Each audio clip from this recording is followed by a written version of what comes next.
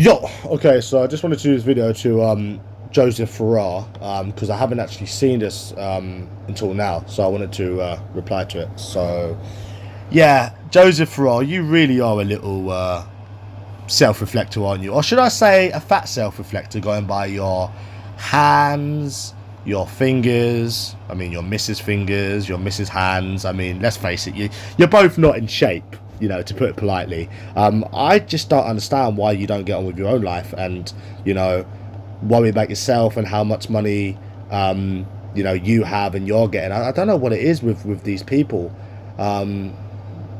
Worried about what other people get, and it's weird. But anyways, I'm gonna set you straight on a couple of things here. So get in, Jay, top fella, consistent family man. I mean, yeah, he's a family man, all right, innit? Been on YouTube all day, every day. Don't have a job. You tell him, Joseph Farrar, he's gonna bloody win Father of the Year award. You know, I can see it. I can see it. I mean, Joseph Farrar, we already know that you're biased. You know, when it comes to Nonce Legs, your boyfriend, and Lord J, your boyfriend. At this point, I think you three should just have a fucking threesome and, you know, get it out of the way. You know, just get it, because you're all obviously bent for each other. So just get out of the way at this point, honestly. So yeah, doesn't have a job, spends all day on YouTube talking to strangers. Can't take a day off of YouTube. Yeah, that's some father, that is, mate. That is some father. You tell him, Joseph Farrar. You tell him, son. You give back to the community and are the driving force on the tube, so get in there. I don't know about that one. I've got to disagree. I mean, there's people that are sub to him and is a member that gives him money every month, and he couldn't even do a decent Vindaloo challenge. I mean, he went to Iceland and got a microwave Vindaloo, as opposed to, you know, just going to a normal curry house and, you know, giving some content and giving some back, considering people are giving him money every month. And this is the same guy that calls other people skint. Yeah, let that sink in, people. The guy that got a microwaved Vindaloo from Curry's, which, mind you, I've never had in my life, it's calling other people skint. Just remember that when he comes and tries to call you skint, that he got a microwaved Iceland Vindaloo. Seems pretty skint to me, but hey, I'm not one to judge. Anyways, so now he's talking about me, right? His gambling days and the high life is over. Bro, you're not wrong. Yeah, my gambling days are over. You're correct, because I chose them to be over, because I realised that in the end you're just going to lose. It gives you mood swings. It's just shit, and I don't want to carry on doing it forever. Done it, and I'm young enough to quit, and yeah, I don't want that to be a part of my life anymore, which is pretty sensible. Yeah, I chose them days to be over, Joseph Farrar. Not because I can't afford it. I can gamble right now if I want to. I can, you know, go out and gamble right now if I want to. I can go to the bookies first thing in the morning if I want to. You do not know how much money I have. And, you know, I can back up what I'm saying here. Even when I had the house and I was living in the house, I'd gamble maybe once a month. And, you know, there's multiple times, even when I had the house, maybe 3 times a year, where I'd stop going out for like 6 weeks.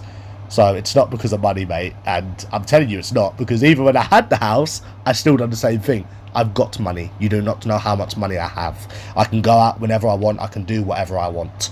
You know, if I wanted to leave London on, you know, this Saturday, I could do it. You don't know how much money I have. So I assume you're saying that because I've stayed in for a little bit.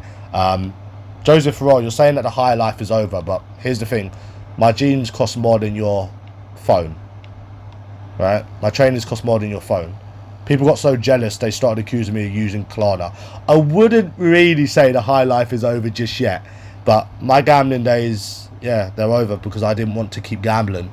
I can gamble right now if I want to. You're in your 40s and you're gambling every day. It's a losing game. It's a loser game. And yeah, I just didn't like the mood swings and the way it made me feel, so I thought, let me just stop it. And I stopped even when I had the house. So I don't understand what your point is. You don't know how much money I have. So, and again, I do not need to prove myself to you. You're lucky that you got that I didn't even need to justify myself to you, but you're lucky you even got that justification in the first place, because I don't need to justify myself to you. If I want to gamble, trust me, I'd bloody fucking gamble, right? If I want to go out drinking, trust me, I'd bloody go out fucking drinking. Yeah? To be fair, I'm going out Saturday, but yeah. Anyways, 1.1k, or let's be conservative, 1.2k a month ain't cutting it. That's absolute poverty anywhere in England, never mind London. Now, here's the thing, right? You're talking about 1.2k, right?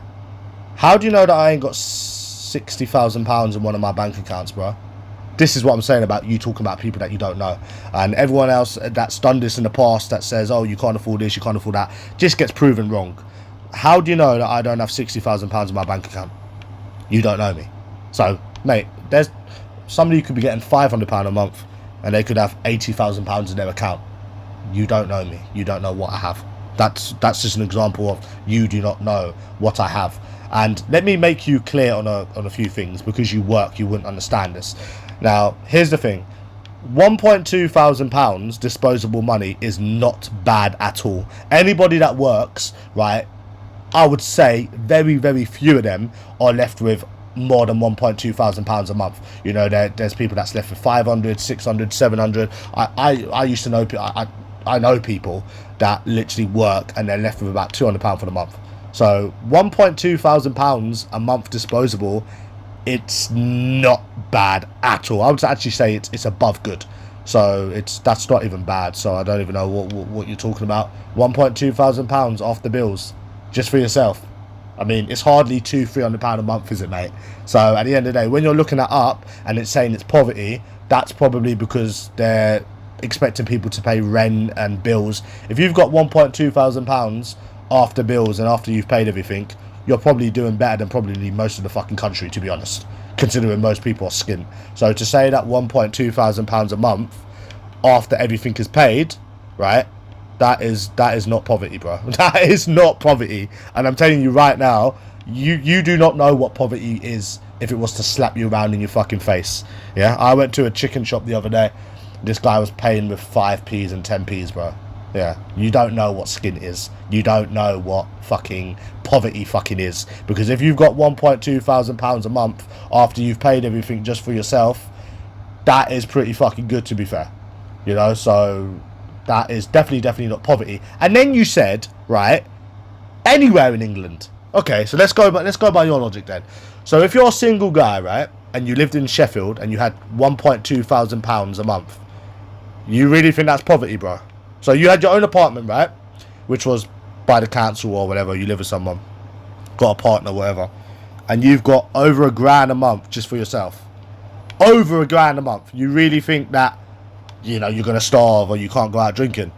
Really, bro? Really? Do you even hear what you're saying? Now, here's the thing, Joe. Somebody that gets £2,500 a month from working is more than likely going to be having less than £1,200 a month disposable by the time they've paid rent, by the time they've paid bills. 2.5k, 3k. There's people that earn 3k a month and they're paying £1,500-1,600 rent. They're almost left with £1,200 just on the first bill, mate.